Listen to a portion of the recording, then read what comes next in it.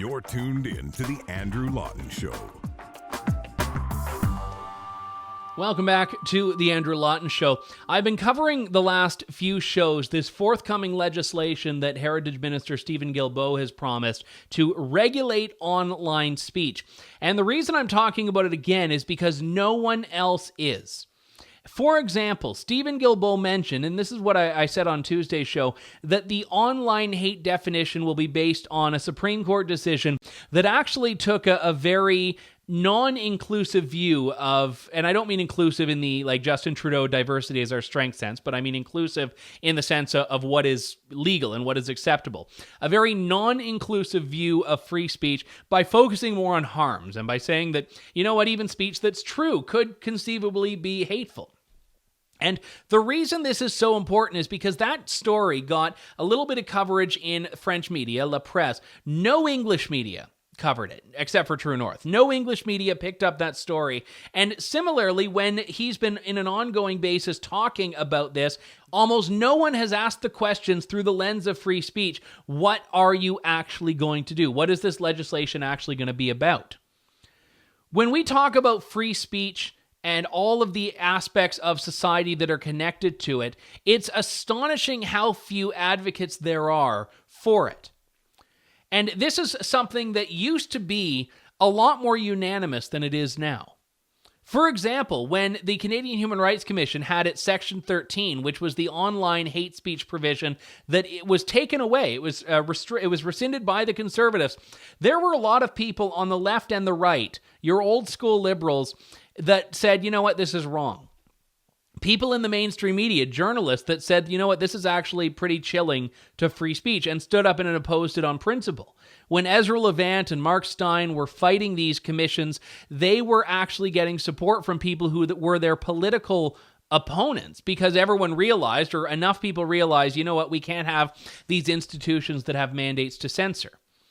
Well, now what's happening, the Liberals are bringing back Section 13 with a vengeance. They're bringing back a much more powerful and supercharged version of it, which is still aiming to enforce a definition of hate speech that is distinct from the definition that exists in the criminal code and the definition that actually exists in Canadian laws. They're creating a new definition which only serves to restrict and hinder free speech. And who's standing up? Who is standing up for it? Where's Amnesty? Where's PEN Canada? Where's Canadian Journalists for Free Expression?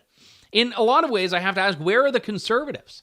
I asked Conservative leader Erin O'Toole at a press conference about this, and I want you to take a listen to his answer. Good morning, Mr. O'Toole. The Heritage Minister has said that the government will imminently be introducing legislation to tackle what it says is online hate, and Minister Guilbeault has said that the definition will be based on the Watcott Supreme Court decision, which was one that had focused more on harm than free speech, and had actually at one point had said that something could be truthful but still qualify as hate speech.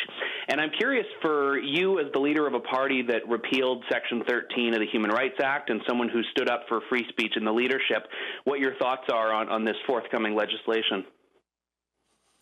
I've stood up for free speech in this parliamentary session when the Prime Minister, Mr. Trudeau, suggested it wasn't a priority when it's a fundamental pillar. We saw President Macron call Prime Minister Legault, or Premier Legault, before he called Prime Minister Trudeau. This week, Andrew, we've actually been focused on the MindGeek Pornhub situation where we have to protect our most vulnerable online. Some of the testimony we've heard is literally heartbreaking.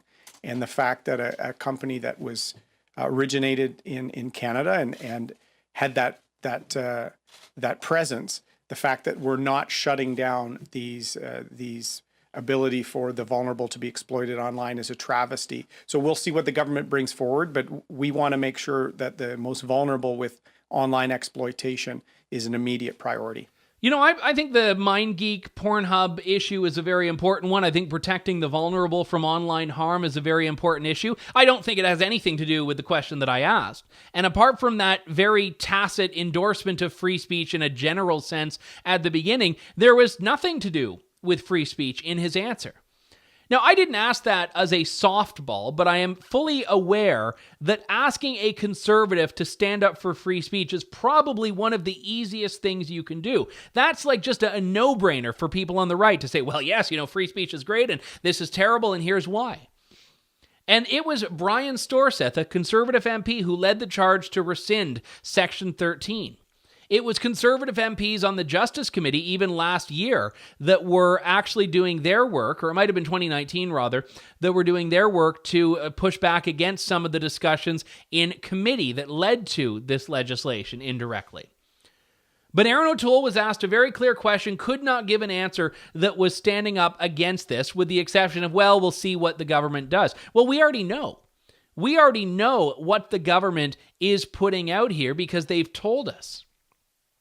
Now, I would like to actually testify. When this goes before committee, I would like to testify before committee on this. And I am going to tell you, if you have a conservative MP in your riding, let them know, especially if they're sitting on that committee, I want to be there.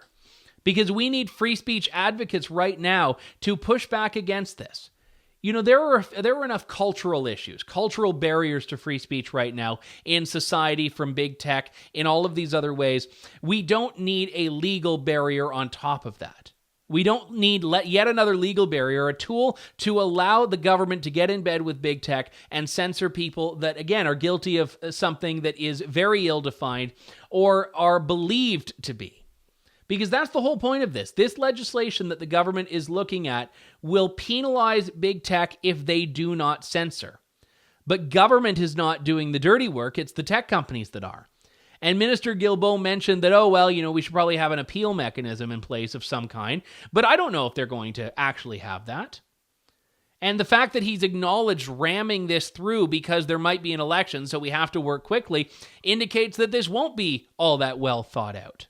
So I cannot stress how important this legislation is to watch, and I cannot stress my disappointment that no one else is paying attention to it. My message to you, and I know I've got members of Parliament that listen to this show and read my columns, and I'm very appreciative of it, but do not let this get by without a fight. Thanks for listening to The Andrew Lawton Show.